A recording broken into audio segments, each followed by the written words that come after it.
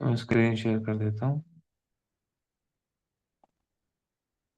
हम्म। हम्म।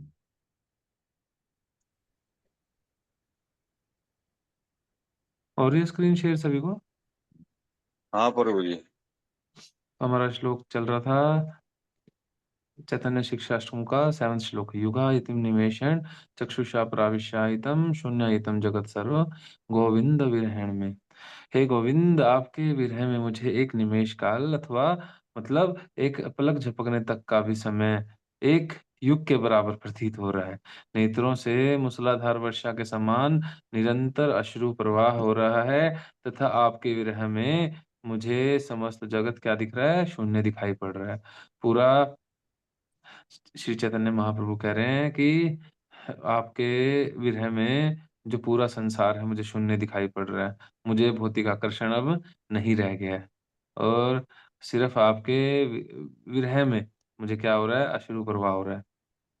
ठीक है। ये वाले स्टेट पे हमने इस श्लोक पे कल भी डिस्कस किया था कि और इससे पहले वो चाह रहे थे कि ऐसा मेरे साथ हो जाए और 7th वाले श्लोक में हो गया, है ना? हम्म। तो अब चैतन्य महाप्रभु के साथ हो गया। तो कौन-कौन भक्त चाहते हैं कि ऐसा हो? हम्म। चाहता सभी है कोई? चाहते हैं। किसी के साथ सभी चाहते हैं ऐसा प्रभु हो? जी। हाँ जी प्रभु जी। जी प्रभु जी। अच्छा, चाहते हैं? ठीक है, देखते हैं फिर।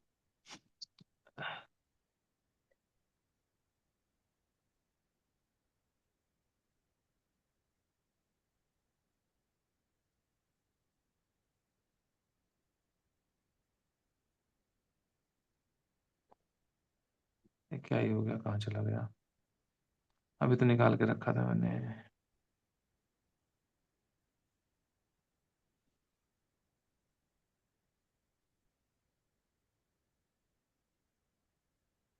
हुँ, इसमें एक बार श्री चैतन्य महाप्रभु साउथ में गए थे, श्रीरंग क्षेत्र में, ठीक है? तो श्रीरंग क्षेत्र में श्री चैतन्य महाप्रभु एक ब्राह्मण से मिलते हैं और देखिए श्रीरंग दिख स्क्रीन शेयर हो रही है सभी को? जी जी हाँ जी प्रभु हो गई। जी। सेई क्षेत्र रहे एक वैष्णव ब्राह्मण, देवालय असी करे गीता वर्तन।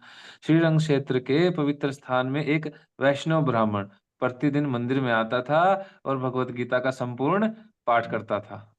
एक ब्राह्मण आता था और क्या करता था? भगवत गीता का पाठ करता था। हम्म। ठीक है, कोई बड़ी बात नहीं, इसमें क्या बड़ी बात है? कोई भी आएगा मंदिर में करेगा पाठ। ब्राह्मण आज से 500 साढ़े 500 साल पहले की बात है। ठीक है। उस टाइम पे उस टाइम पे जो मेन लैंग्वेज थी वो कौन सी थी?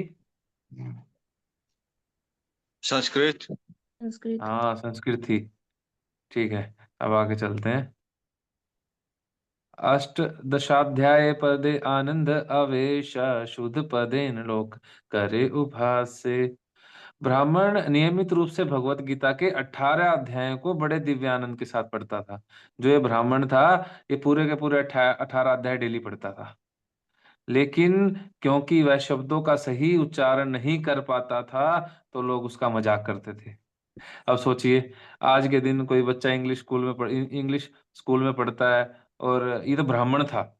मान लीजिए कोई इंग्लिश का टीचर है, ऐसे हम्म। सोचिए, और वो इंग्लिश के जो वर्ड्स हैं उनको सही से प्रोनाउंस नहीं कर पा रहा, सही से उनका उच्चारण नहीं कर पा रहा, तो कैसा लगेगा? लोग क्या करेंगे उसके साथ? मजाक मजाक। करेंगे नहीं करेंगे उसका? जी जी। उस टाइम पे ब्राह्मण था और संस्कृत का जो सही से उच्चारण नहीं कर पा रहा था, तो लोग क्या कर रहे थे? मजाक करते थे। देखो देखो, इसको सही से, ये ब्राह्मण होके भी ये संस्कृत सही से नहीं बोल पा रहा। ठीक है, तो आगे चलते हैं। केह हास्य केह निंदे ताहा नहीं माने, अविष्ट हान गीता पढ़े आनंदित माने। उनके गलत उच्चारण के कारण लोग कभी कभी उनकी आलोचना करते थे। पहले तो मजाक भी उड़ाते थे और पीछे से बुराई भी करते थे। देखो कैसा ब्राह्मण है, ब्राह्मण के नाम पे कलंक है ये। इसने क्या कर दिया है? मजाक उड़ा रहा है हमारा। एक तो पढ़ रहा है और ऊपर से गलत सलत पढ़ रहा है। ब्राह्मणों का मजाक बनवा रखा है इसने। चलो हम तो कुछ नहीं कहेंगे। अब कोई दूसरे आ गए, कोई और क्षत्रिय आ गया, वैश्य आ गया, शूद्र आ गया, वो बोलेंगे देखो कैसा ब्राह्मण है ये कैसे ब्राह्मण है, ये सही से यही नहीं पढ़ पा रही, हमें क्या सिखाएंगे ये? है ना। जैसे कोई इंग्लिश का टीचर अगर सही से नहीं प्रोनाउंस करेगा, तो लोग बोलेंगे अरे देखो इसको खुद नहीं बोलना आता, ये हमें क्या सिखाएगा, है ना। जी। क्योंकि इनकी मंदिर में सेवा होती थी, अलग अलग, है ना, अलग अलग ब्राह्मण आते थे मंदिर में सेवा करते थे। अब बोलेंगे यार ये कैसा स्कूल है, इसमें टीचर कोई नहीं आता, तो बच्चों को क्या सिखाएगा ये। और उनका मजाक उड़ाते थे, लेकिन उन्होंने इसकी परवाह नहीं की। फिर भी जो ब्राह्मण थे वो, उन्होंने कंटिन्यू रखा, वो पढ़ते रहे, उन्होंने इस मजाक की परवाह नहीं की। अब कोई काम डेली करना है और डेली लोग उस काम से मजाक उड़ाएं, हम कर पाएंगे? ये नहीं। हम्म, नहीं कर मुश्किल हो पाएंगे। जाएगा। हाँ जी। है ना? तो ये तो सीखना भगवत में गीता, क्या कह रहे हैं माता जी? बस यही तो सीखना में अपना ये नहीं देखना ना, हमारे मान सम्मान हाँ, की, यही तो सम देखना। दुख, सुख दुख में समभाव रहना, लाभ हानि में। ठीक है, 5 मिनट बचते हैं, चलते हैं। भगवत गीता पढ़ने के कारण वे परम आनंद से भरे हुए थे और व्यक्तिगत रूप से बहुत खुश थे। वो भगवत गीता पढ़ते थे तो उनको क्या था, उनको आनंद आ रहा था, और व्यक्तिगत रूप से बहुत खुश थे। ऐसा ही होता है, जब नए नए भक्ति में आते हैं तो घर वाले बोलते हैं अरे यार क्या क्या करने लग गया तू, है ना। शुरू शुरू में तो थोड़ा थोड़ा बोलेंगे, पर और जैसा ज्यादा भक्ति में आएंगे, क्योंकि भक्ति में आएंगे फिर रीडिंग हियरिंग चैंटिंग, अरे यार तू तो सारा दिन यही करने लग गया। फिर वो आलोचना भी करते हैं, पर एक भक्त क्या करता है, छोड़ देता है। इस चक्कर में लोग बोल रहे हैं तिलक लगा के जाएगा, उसके दोस्त मिल जाएंगे, दोस्तों के पास अब खाने पीने नहीं जाएगा, क्योंकि पता है दोस्तों ने उल्टा पुल्टा खाना पीना है, सारा अनियन गार्लिक वाला खाना है। तो अब कम जाता है, कम मिलने लगे हैं, लोग आलोचना करने लगे हैं, लोग बोलने लगे हैं, घर वाले भी बोलते हैं, बाहर वाले भी बोलते हैं। तो क्या करता है, छोड़ देता है, छोड़ दे भक्ति। नहीं नहीं। नहीं, भक्ति भगवत करना गीता पड़ेगा। पढ़ने के कारण जो हम भक्ति कर रहे हैं, हरे कृष्ण महामंत्र का जप कर रहे हैं, इससे क्या आता है हमें, परम आनंद। परमानंद। आनंद, परम आनंद जो बेस्ट, इससे ऊपर कोई आनंद ही नहीं है। वो ब्राह्मण भी ऐसे थे, परम आनंद से भर के थे, और अपने व्यक्तिगत रूप से खुश थे। वो अपने में खुश थे, ठीक है भाई तुम्हें जो करना तुम करो, मुझे जो करना मुझे करने दो। ठीक है। पुस्तक पढ़ते समय ब्राह्मण को दिव्य शारीरिक परिवर्तन का अनुभव हुआ। पढ़ते समय उनके शरीर के रोंगटे खड़े खड़े हो गए। या ये कौन देख रहा है, चैतन्य महाप्रभु देख रहे हैं। अरे ये क्या पढ़ रहा है ऐसा कि इसके जो शरीर का परिवर्तन का अनुभव होने लगा इसमें। ये पढ़ते समय उसके शरीर के रोंगटे खड़े हो गए, उसकी आंखों से आंसू आ गए, और उसका शरीर आपने लग कांपने लगा, पसीना बहने लगा। यह देखकर श्री चैतन्य महाप्रभु बहुत बहुत बहुत प्रसन्न। प्रसन्न हुए।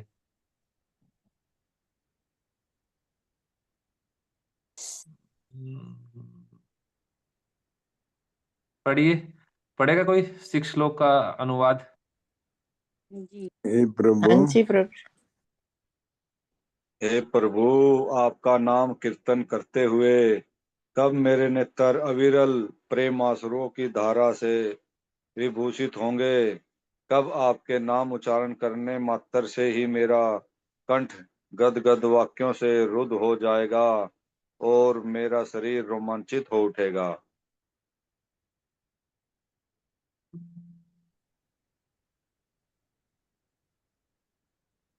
अब इसको पढ़िए कोई।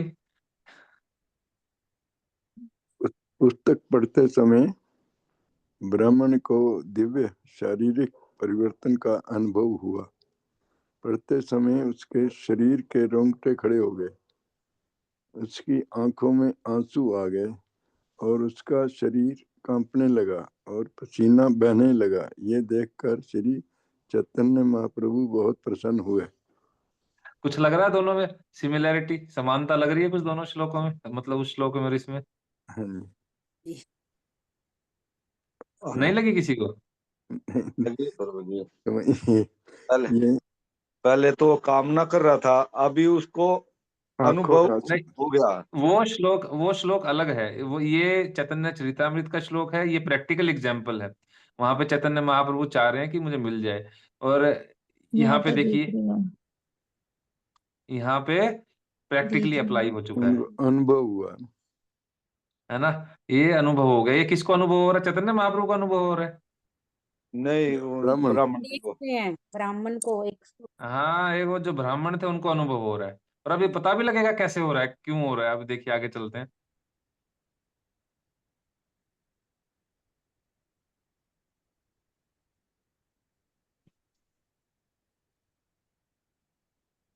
यद्यपि ब्राह्मण निरक्षरता। हरे कृष्ण प्रभु जी, मधुसूदन प्रभु जी आए क्या? मधुसूदन प्रभु जी आए? पता नहीं, मैंने चेक नहीं किया। यद्यपि ब्राह्मण निरक्षरता के कारण शब्दों का उच्चारण ठीक से नहीं कर सकता था, फिर भी भगवत गीता पढ़ने समय उससे आनंद के लक्षण अनुभव हुए। जो ब्राह्मण थे क्या थे? अनपढ़ थे, मतलब ज्यादा पढ़े लिखे नहीं थे, फिर भी वो भगवत गीता पढ़ने के कारण उन्हें ऐसे ये सब लक्षण प्रकट होने लगे। श्री चैतन्य महाप्रभु इन लक्षणों को देखकर बहुत प्रसन्न हुए, और यह दर्शाता है कि भगवान भक्ति से प्रसन्न होते हैं, विद्वता से नहीं। हम लोग क्या करते हैं? बहुत बहुत तपस्या करते हैं, ये व्रत रखा, वो व्रत रखा, इतना ये पढ़ लिया, इतने ये शास्त्र पढ़ लिए, इतनी अपनी इंटेलिजेंस शो कर ली, पर भगवान कैसे प्रसन्न होते हैं? वहां पे बहुत ब्राह्मण थे जो श्लोकों को उल्टा सीधा पता नहीं कैसे पढ़ पा रहे थे, पर चैतन्य महाप्रभु जो स्वयं भगवान थे, वो किससे प्रसन्न हुए? इस ब्राह्मण से, जो सही से श्लोकों का उच्चारण भी नहीं कर पा रहा था। यद्यपि शब्दों का उच्चारण ठीक से नहीं हुआ था, फिर भी श्री चैतन्य महाप्रभु भगवान कृष्ण इससे बहुत गंभीर नहीं माना। वो नहीं हुआ तो कोई बात नहीं थी, कोई बड़ी बात नहीं थी, बल्कि भगवान भाव से प्रसन्न हुए। जो उनका भक्ति भाव था कि पढ़ रहा है, नहीं पढ़ा जा रहा, फिर भी पढ़ रहा है, फिर भी उससे प्रसन्न हुए।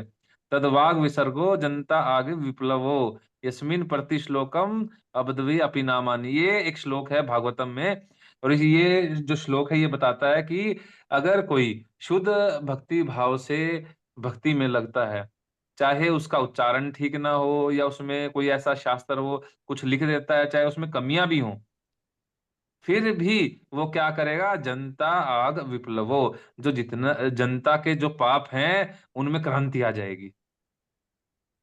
और ये ब्राह्मण के साथ ऐसे हुआ, उसको सही से पढ़ना नहीं आ रहा था, फिर भी जितने उसके पाप थे सारे खत्म हो गए। खत्म होने के अब खत्म ही नहीं हो गए, और क्या हुआ?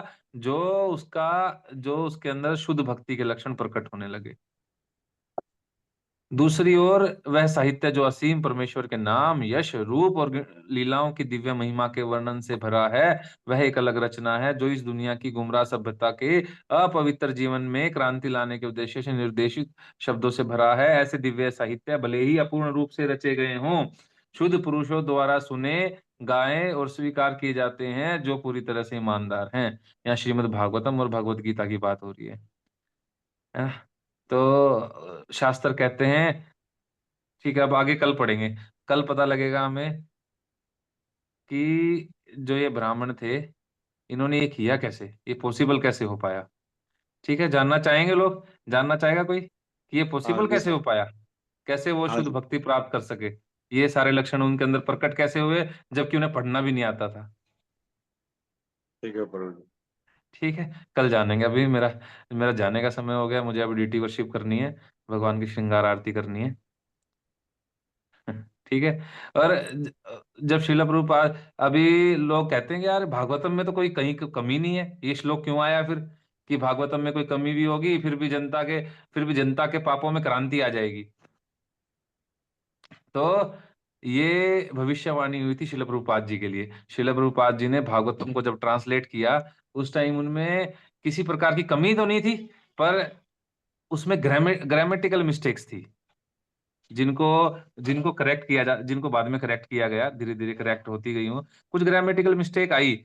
और पर उन वैसे भी, पर आज देख सकते हैं हम, जब श्रील प्रभुपाद जी की गीता आई और श्रीमद् भागवतम आई, तो कितना भारी मात्रा में क्रांति आ गई, है ना? कितने पॉपकॉर्न की तरह लोग भक्त बनने लगे, पाप लोगों के घटने लगे, चार नियमों का लोग पालन करने लगे। कैसे हुआ? ये प्रभुपाद श्लोक की श्रील प्रभुपाद की भविष्यवाणी कर रहा था, ये वाला श्लोक। ठीक है। वैसे जो भागवतम है उसमें कहीं पे भी, किसी भी एक श्लोक में, गीता में, भागवतम में कहीं पे भी कोई मिस्टेक नहीं नहीं। है। ठीक है। हरे कृष्णा। श्रील प्रभुपाद की